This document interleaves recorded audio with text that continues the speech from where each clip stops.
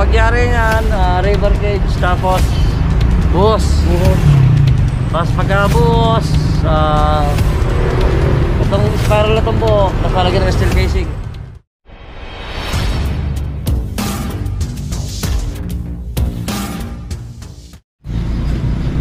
Isang mapagpalang araw sa lahat. At muli nandito tayo ngayon sa area ng Sampaloc, na kung saan ay maghahatid ulit tayo ng panibagong update patungkol po dito sa tinatayong NLEX SLEX connector. At ngayon ay nasa pagitan tayo ng Fajardo Street at ng Loyola Street. Okay.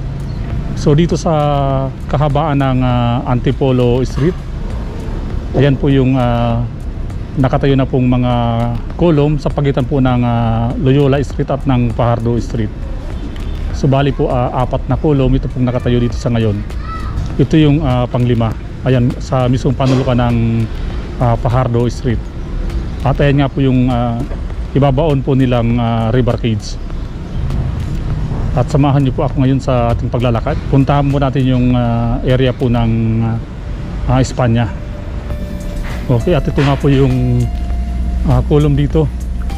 So kasalukuyan po siyang naka-wrap ng plastic.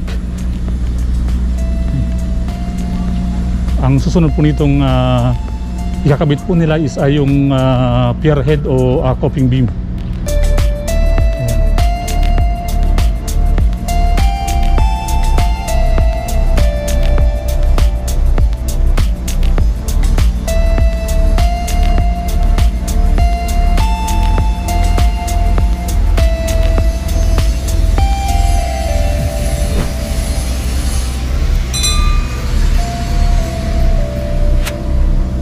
Okay, at dito nga po sa panulukan ng Loyola Street, ayan, ayan po rin po yung nakatayo nilang bentonite tanks.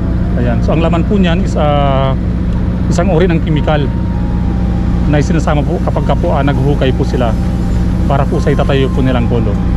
Okay, at ayan nga po yung PNR Espanya Station. Okay, so halos kompleto na po itong kolom dito po sa pagitan ng Loyola Street at ng Fajardo Street. Okay, so patawid tayo ngayon ng Loyola Street.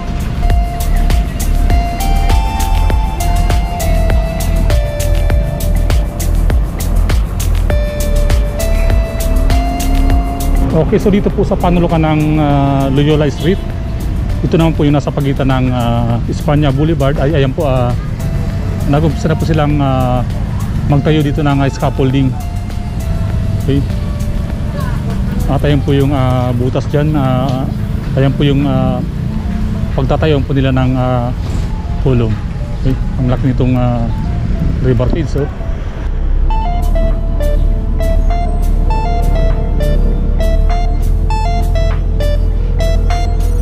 okay, so dito po sa pagitan ng Loyola Street at ng Espanya ay wala pa rin pong nakatayong kolom. Ayan. Pero ang daming river cage dito.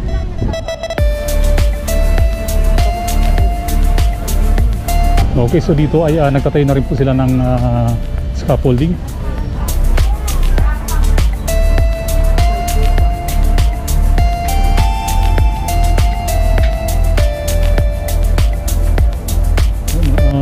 Tambak dito yung river cage nila. Ayan yung pangalawang butas magmula dun sa panulukan ng Loyola Street. Ayan. Nag-asimbol dito ng crane.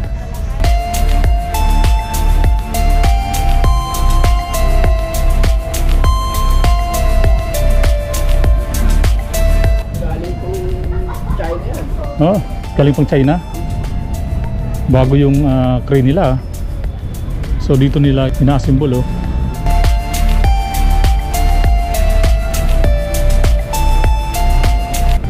Okay, so hindi pa pala nailalagay itong track pad.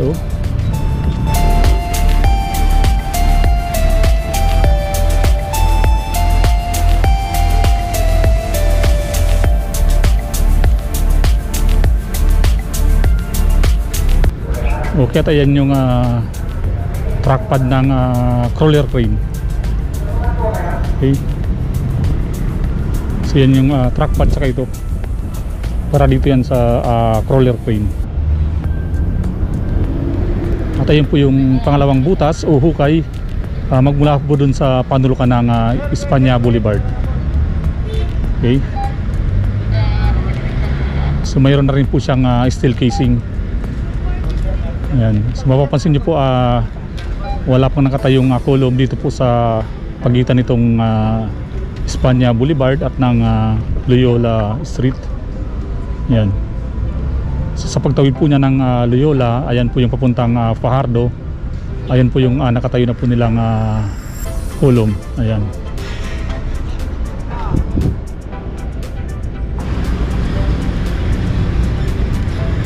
Okay, so yan po yung mga rebarcade sila. Dami ditong nakatambak. So bali po pansamantala munang tinambak dito sa pagitan ng Espanya at ng Loyola. Ito pong mga nasabing rebarcades. Ayan.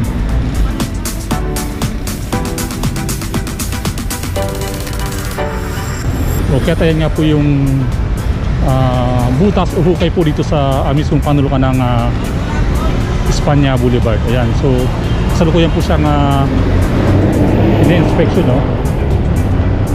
Mayroon na rin po siyang rebarcade. So bali po yung pangatlong rebarcade sa niya po yung gagawin po nilang column. Shoutout nga pala sa pamilya ko sa San Leonardo, Nueva Ecija. Shoutout din sa mga batang norte. Sir, pangalan niyo, sir? James Patrick de Asis. Ha? James Patrick de Asis. James Patrick, ayan, shoutout kay James Patrick de Asis, ayan. Batang North. Batang norte. Sir, pangalan niyo, sir? Romano Pascual. Romano Pascual from San Leonardo, San Leonardo, Nueva Ecija. Nueva Ecija. Eh, sa mga gusto magpapasok dito, sabihin nyo lang sa akin. Ayan. Tulungan ko kayo. Sir, kamusta na, sir, yung butas dyan? Okay na lahat, na-clearing. Na-clear na. Pagyari yan, river cage, tapos buhos. Buhos. Tapos pagkabuhos, itong spiral na itong buho, nakalagyan ng steel casing. Kasi sa ibang site ako galing eh. Kumbaga sa rescue lang ako dito. So yan pala, pero malalim buhos yan. lang. May simento na ba yan? Wala pa. Wala pa siyang buhos sa simento? Hindi, meron na. Malinis na yan, may semento na yan. Okay, so nilinis. Tapos kinliring lang namin. Tapos spiral. Tapos buhos. Amateur siya ang pangulo, mga ganyan lang. 115 cm lang matitira. Pagtapos ng spiral, tapos scaffolding din river gauge. tapos river gauge scaffolding. Tapos buhos na. Ayan. So, may pagdating na crane. Ayan. Okay.